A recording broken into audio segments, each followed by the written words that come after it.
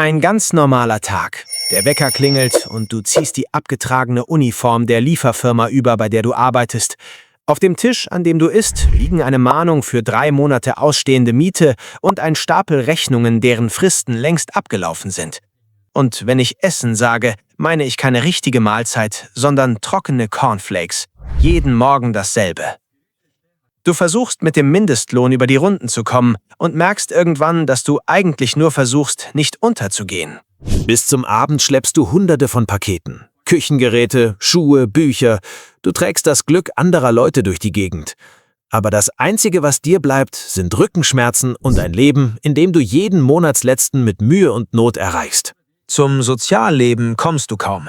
Ab und zu triffst du alte Freunde aus der Schulzeit. Einer ist Arzt geworden. Ein anderer hat eine Kette von Elektromärkten aufgebaut. Du bist niedergeschlagen. Du steckst fest und du suchst einen Ausweg. Als du nach Hause kommst, ist die Wohnung dunkel. Der Strom wurde abgestellt. Du hast die Mahnungen monatelang ignoriert, eine nach der anderen, bis irgendwann die letzte Frist verstrichen war. Sofort greifst du zum Handy, rufst deinen Freund den Arzt an und bittest ihn um Geld. Ganz ruhig sagt er, er bringe es persönlich vorbei. Und kurz darauf steht er vor deiner Tür. Als er aus seinem Sportwagen steigt, sieht er dir dein Elend an und fragt, was dir fehlt. Deine angesammelten Mietschulden, einfach alles, begleicht er auf einen Schlag. Am nächsten Tag wachst du wieder im selben Teufelskreis auf. Aufstehen, fertig machen, Pakete schleppen, nach Hause. Nach ein paar Monaten in diesem Trott steckst du wieder in der Sackgasse, denn dein Lohn reicht hinten und vorne nicht. Eine kleine Reparatur in der Wohnung, eine Ausgabe aus dem Nichts und schon bist du wieder bei den Cornflakes.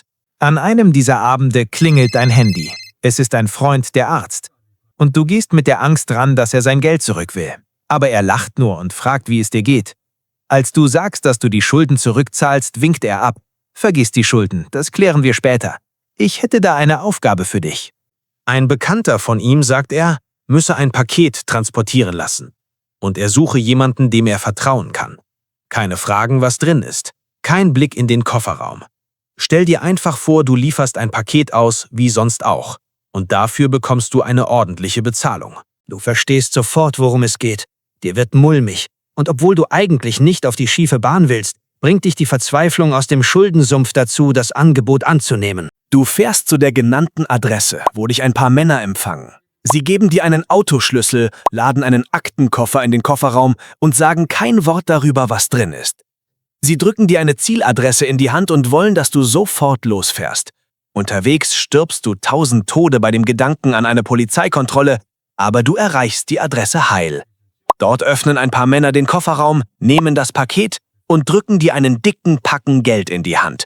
Fast 2 Wochenlöhne für 2 Stunden Fahrt.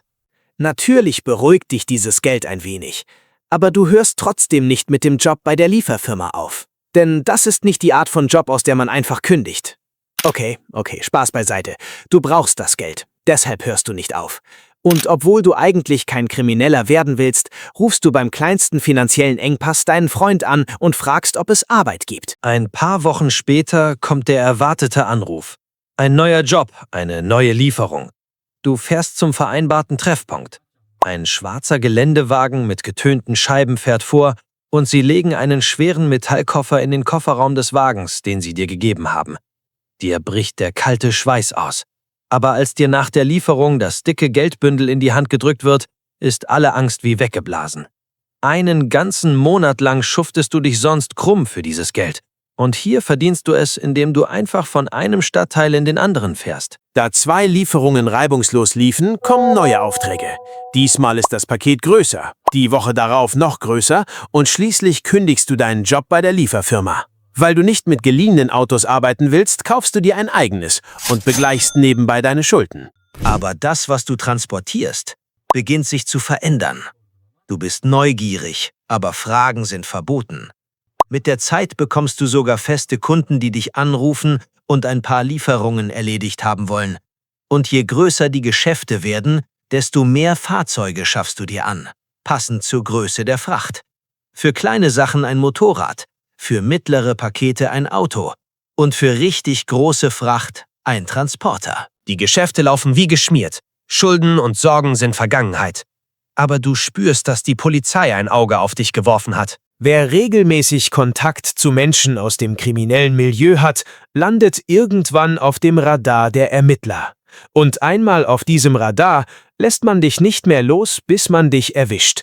Das ist keine Frage des Ob, sondern des Wann. Da du jetzt tief drin steckst, erfährst du nach und nach, was du eigentlich transportierst.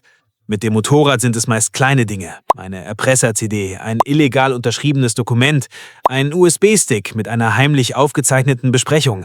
Aber das ist selten. Meistens transportierst du Geld in schwarzen Tüten. Und zwar kein gewöhnliches, sondern Schwarzgeld. Das ließe sich vielleicht noch erklären. Schlimmer ist das, was danach kommt. Denn sobald du einmal drin bist, kannst du deine Fracht nicht mehr aussuchen. Niemand bittet dich höflich. Sie sagen, bring das weg und du bringst es weg. An diesem Punkt entwickelst du deine eigenen Methoden, um nicht aufzufliegen. Den Transporter benutzt du tatsächlich für echte Umzüge.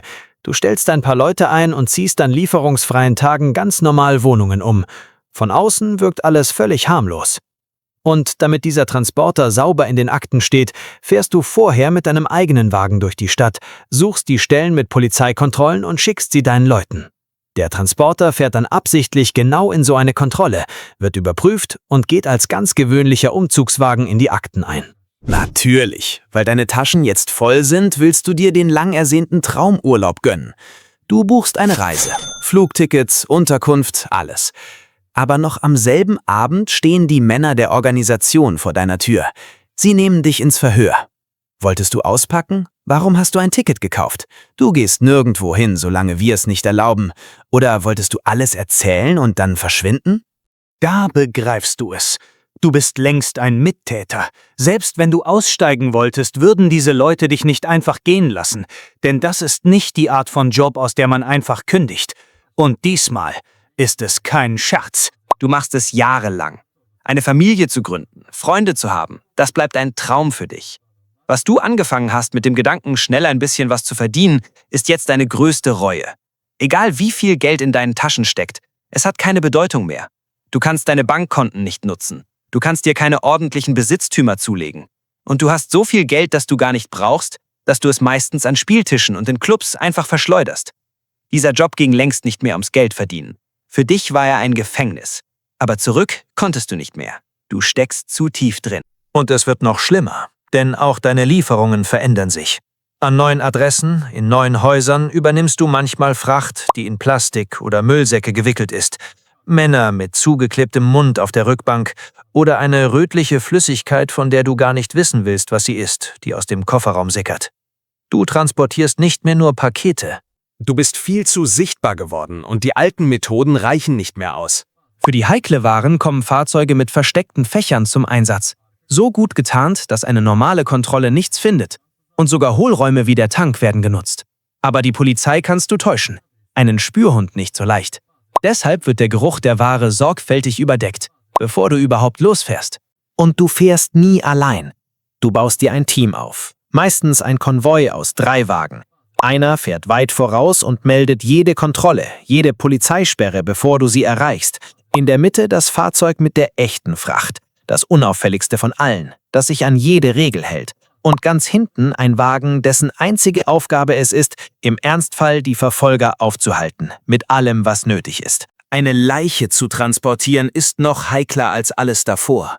Denn Geruch und Spuren breiten sich schnell aus.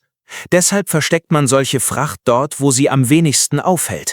Zwischen ganz gewöhnlichen Transporten. Getarnt als das Letzte, wonach jemand suchen würde.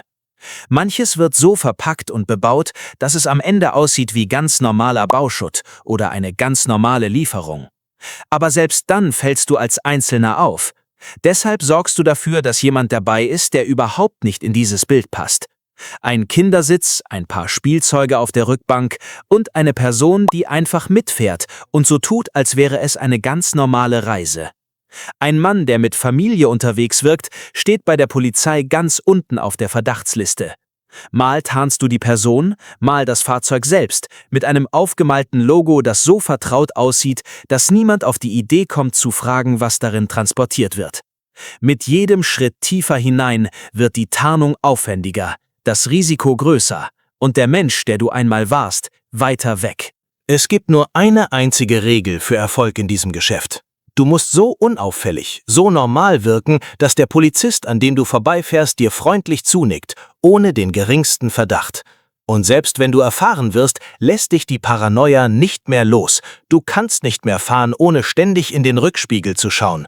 Sogar eine harmlose Verkehrskontrolle, in die du ganz ohne Fracht gerätst, wird für dich zu einem Kampf auf Leben und Tod. Man könnte sagen, es ist eine Art Berufskrankheit. Natürlich hat jeder dunkle Weg ein dunkles Ende. Eines Nachts klingelt wieder dein Handy. Der Treffpunkt ist ein sehr abgelegener Ort. Sie öffnen den Kofferraum. Darin liegt eine Leiche. Und diese Leiche ist der Freund, der dich überhaupt erst in dieses Geschäft gebracht hat. Da begreifst du es. In dieser Welt ist niemand unersetzlich. Du machst diesen Job, bis du alt und gebrechlich bist. Und wenn du zurückblickst, siehst du das Leben, das du für Geld und Gier verloren hast. Du hast nie eine Familie gegründet, nur damit ihr nichts zustößt. Wenn Freunde dich zu einem Treffen einladen, hattest du wegen der Arbeit nie Zeit. Du konntest dir nicht einmal ein Haustier halten, aus Angst, wegen einer langen Lieferung nicht nach Hause zu kommen. Und dass du deinen letzten Atemzug ganz allein tun wirst, begreifst du erst in den letzten Momenten deines Lebens. Ja, Leute, das war's für heute. Wenn euch das Video gefallen hat, lasst ein Like da. Und wer noch nicht abonniert hat, weiß jetzt, wo der Knopf ist. Bis zur nächsten Möglichkeit. Licht aus.